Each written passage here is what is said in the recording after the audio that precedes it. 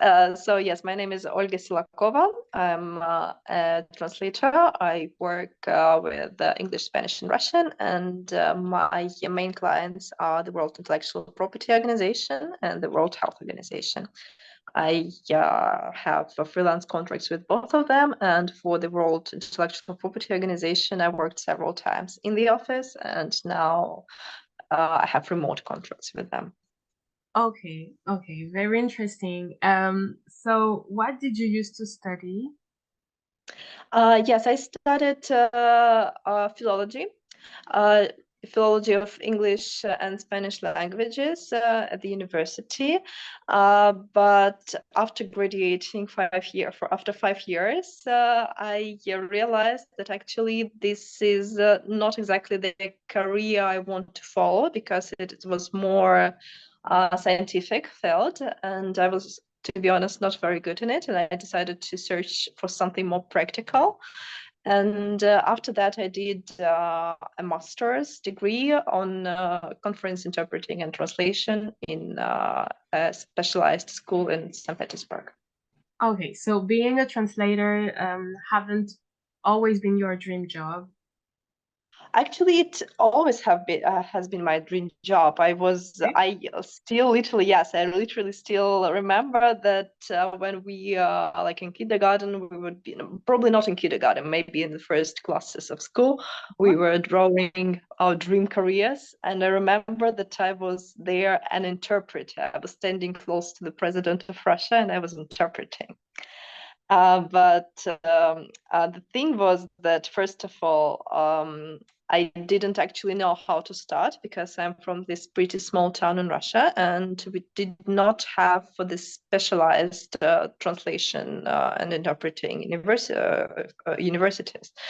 And I chose the closest, which were foreign languages in general. And yes, I kind of hoped that that would give me enough basis to work in that field, but it turned out to be not really what I was looking for. So I had to search for something more specialized. And then, yes, I always dreamed to be more of an interpreter, though I don't think that as a kid I actually realized whether there is Mhm. a difference or not. But yes, after years of doing both, I decided to stick to choose translation. Okay, and what do you like about translation? I do believe that it is a very useful job in general. It helps people to understand each other. It helps to transfer knowledge from one country to another. I do like playing with words, if you can say so. I like, as a translator, my favorite part is imitating business language of other people, like of legal experts, of technical experts. So people and professions I was not specifically trained for. So it's always kind of a puzzle you need to solve, and I really, really love my job. It is very creative, even if you translate something really very basic and technical. Okay, and do you only translate from Russian to English or other languages? As for now, I mainly work for international organizations, Okay. and they have this requirement that you are supposed to translate into your native language. Okay. So yes, I translate from English and Spanish into Russian. I mainly translate from English, but now I actually has started to have more orders, more projects with Spanish language, and I really love it. Okay. What is the part of the of your job that you don't like? Well, as for now, because I'm a freelancer, it kind of gives you more possibilities. You are more flexible, and you can work literally from everywhere. You can Mhm. travel while working, but at the same time, it kind of doesn't give you enough stability, the sense of stability, in the point of you're kind of always searching for job while working. So you always need to keep the client base, always understanding what amount of work you can expect from this client, and whether you need to extend your list of clients. But at the same time, if you extend it too much, you will be in the situation that you will have too many jobs, and it's always very difficult to say no to a client, because there is always this fear that they will never contact you again. There are some ways to manage that. For example, obviously, I have other translators, my friends and colleagues who are professional, and I can give them part of that workload, but it's not always possible. So yes, main drawback is instability, and also that I basically work alone from my room. So social aspect is also not there, and also obviously that if there is some technical issues, if there are some technical issues, nobody can help you basically. Okay, so you're not allowed to choose the text that you want to translate. It depends. You can choose the topic you're more comfortable with.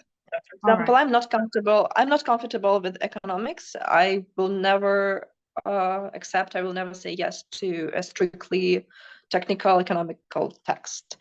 I'm better with legal texts, and I have been working a lot with intellectual property thematics, so I'm very comfortable there.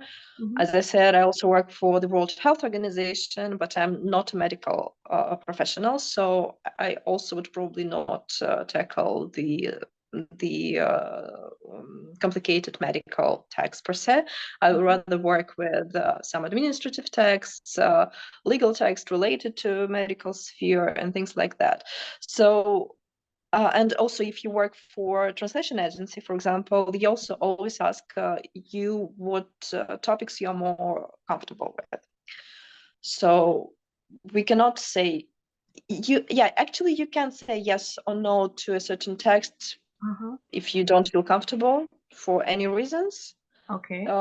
Yes, but you obviously need to have those reasons, and yes, you need to assess your strength, especially as a beginner translator. Okay. Do you remember your first translation?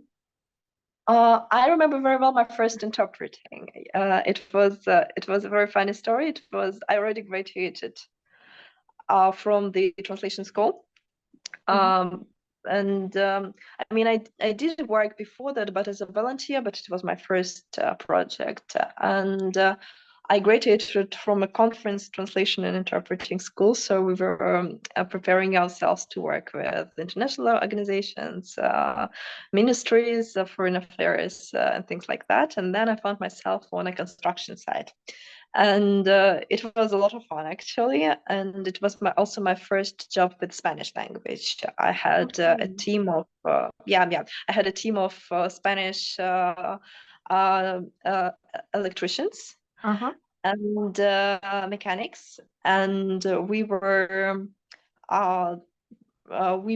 making a IKEA factory. So it was the construction site for a future IKEA factory, and it was not really very technical. It was very complicated because it was my first order with Spanish language, and I do think that I learned more from that job that I actually was able to bring there. But at the same time, just seeing how the whole side changes, partially because of you, is actually very inspiring.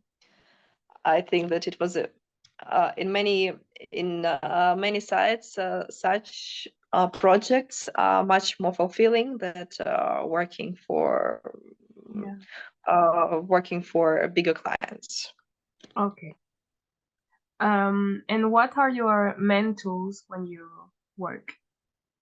As for now, yes, we work a lot of translation tools because it's becoming more because machines and artificial intelligence becomes more and more sophisticated.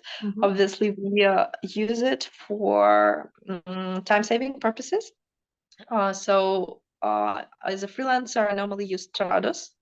Trados is, I think it is the most popular translation tool now. It allows you to analyze the text and find the sentences or pieces of sentences that are already in your base, either from your translations or from other translations that you put into that base.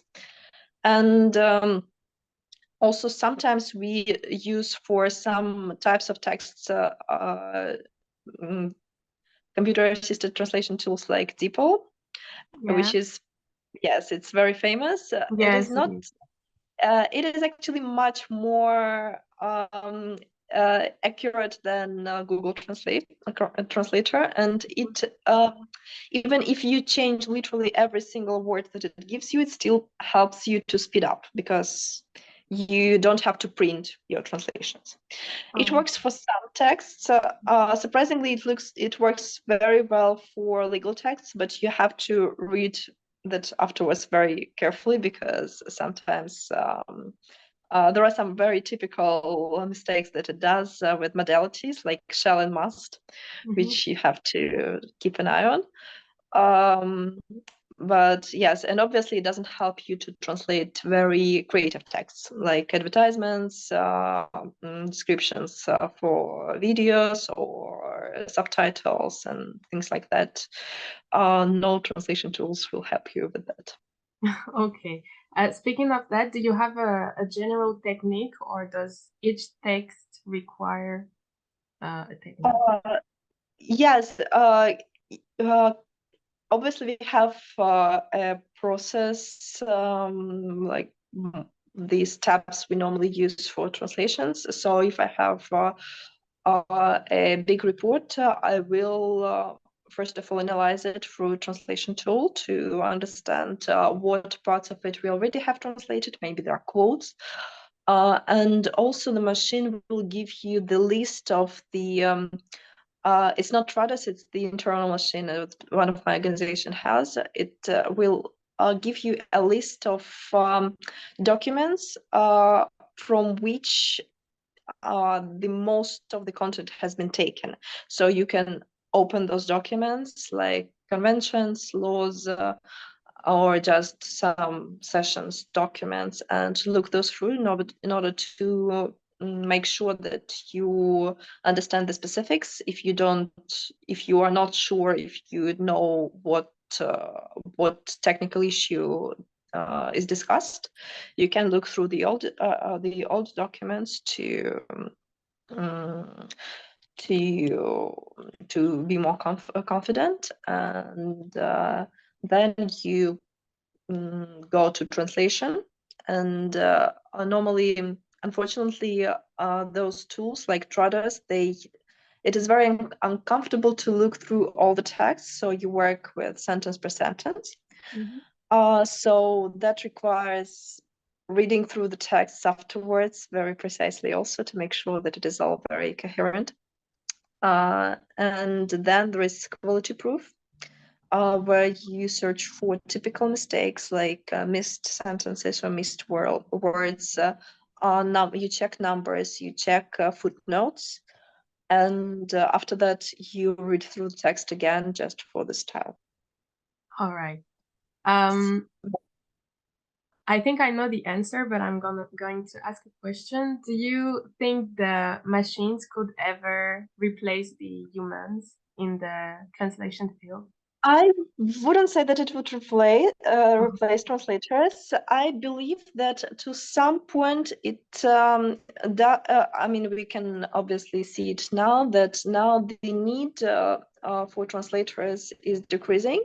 But that's not only because of the machines, that because in the modern world somehow the requirement for quality translation has been falling too, because in many businesses, they don't actually need a perfectly styled translations. They just need some content to be understandable. Like you already can see if you look through some websites that those websites were not translated by a human, they were translated by a machine, and you can very clearly see that. That is fine, but at the same time, at the higher level, the demand for the translators is still high. The only thing is that we need to know how to work with the machines and with machine translations too. Like now, a big part of my job is actually proofreading of machine translations. And also for some types of texts, machines are not ready to provide a quality help. For example, complicated technical texts are very difficult to translate by machines because, for example, an English word nail has about 50 versions in Russian language. So you need a specialist that can understand what type of a detail was referred to in order to translate to provide a good quality translation for technical text, for instructions, for professionals in that area. And sorry. But yes, the lower quality, like not even lower quality, but lower qualification translators, yes, they are. They have been substituted pretty much by this time. Okay. Then in terms of syntax, what are the peculiarities that you can find?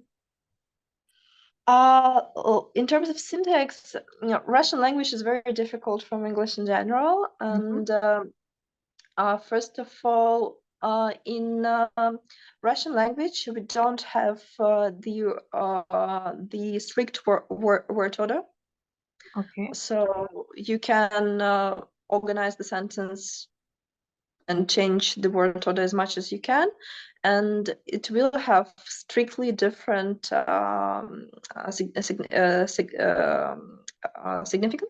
But and in English, for example, it is very strict, and you can show if some information is new or it is old and already known by using articles. In Russian, we don't have articles. We use for that we use word order. So when you translate an English text, you want to actually change the word order very often.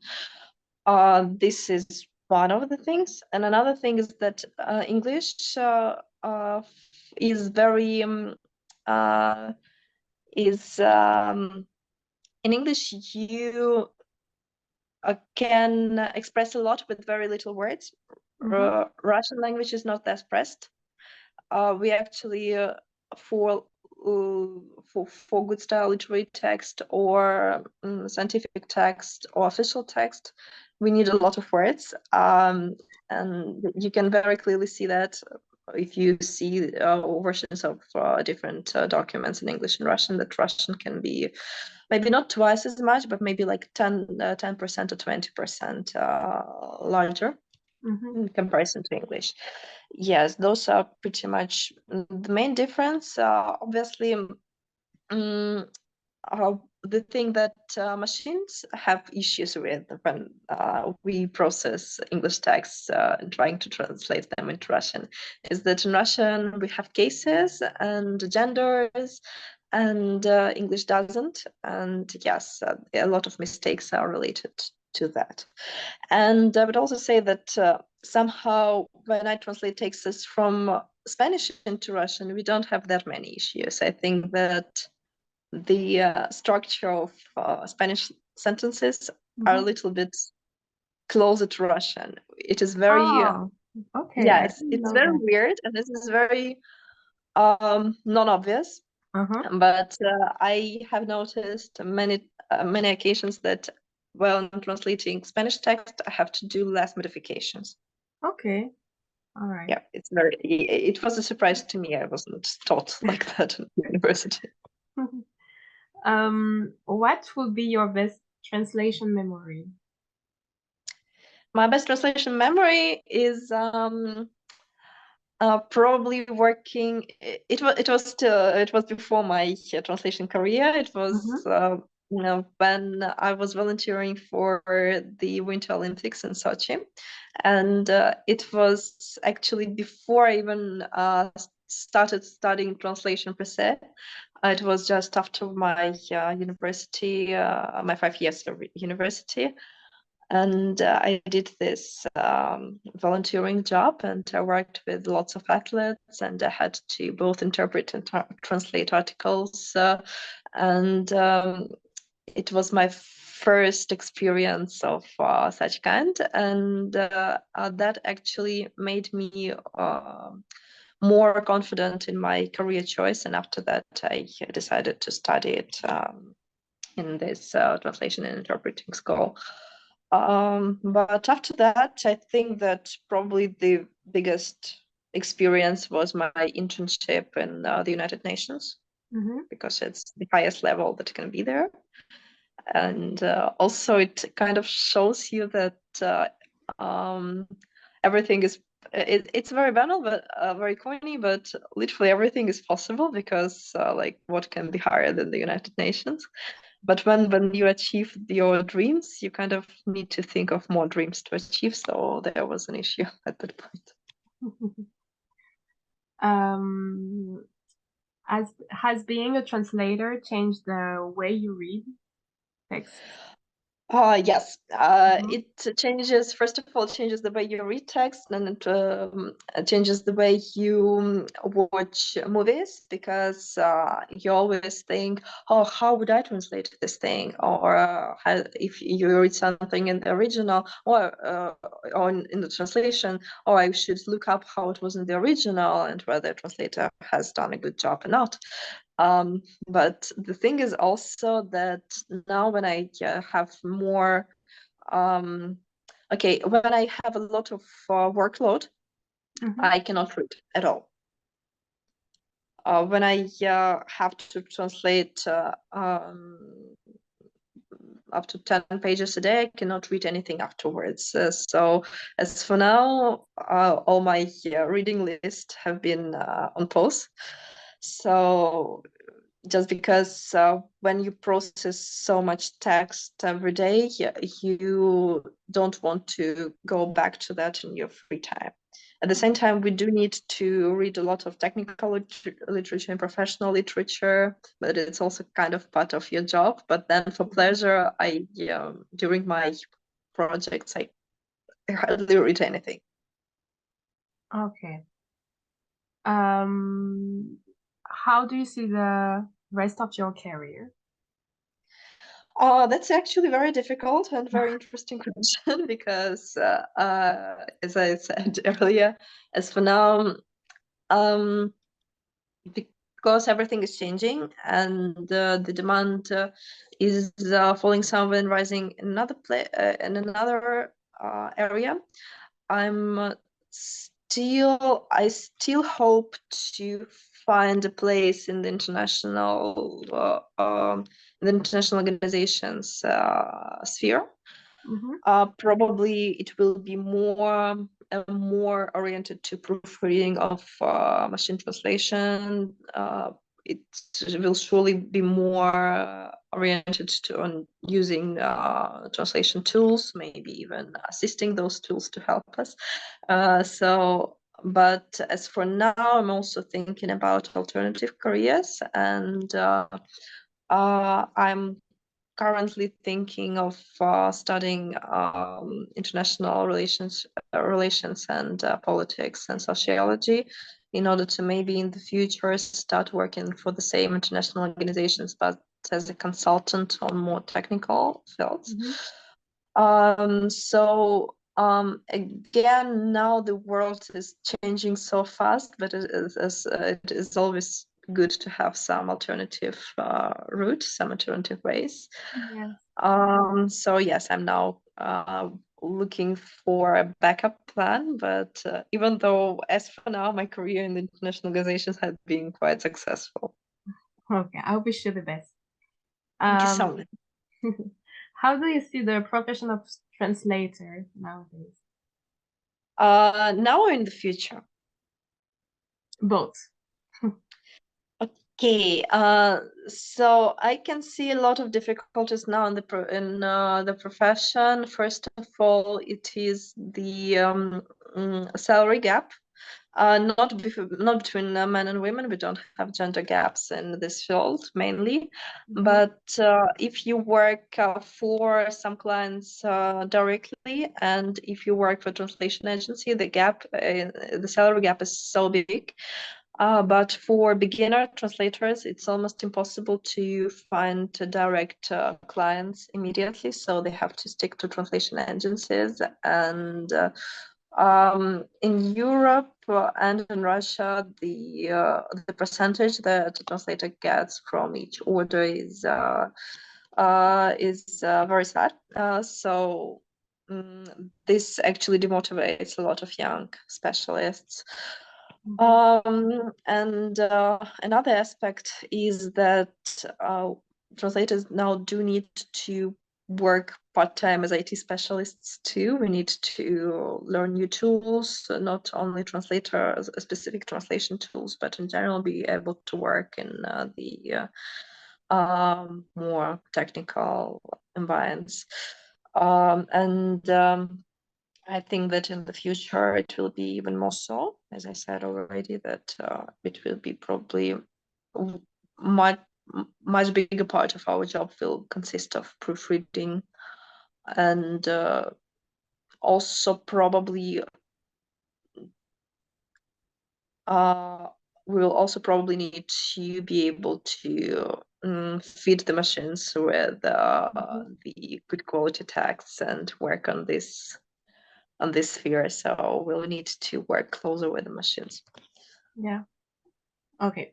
We only have 5 minutes left. So before ending the interview, I would like to ask you, what advices would you give to a translator in the future? I would the advice I would give is to choose an area you feel more comfortable with, or you are more interested in, and try to study it as much as you can, whether it is sports, law, economics. Economics actually is it's a very good area to specialize in, because there are not too many experts. Medicine, and yes, just read all the time the books in your language, listen to podcasts, because you not only need to understand what another person writes or says, but you need to be able to proficiently transfer it into your language. So you need to have good memory on how certain things are formulated in your language. If possible, the good advice be also to get some type of education in this sphere, but obviously it is optional. And yes, and to just keep an eye on what is going on in this sphere, because in the last 10 years there have been a lot of changes. Like 10 years ago, we would never even believe that computer translations will be as good as they are now. Yeah.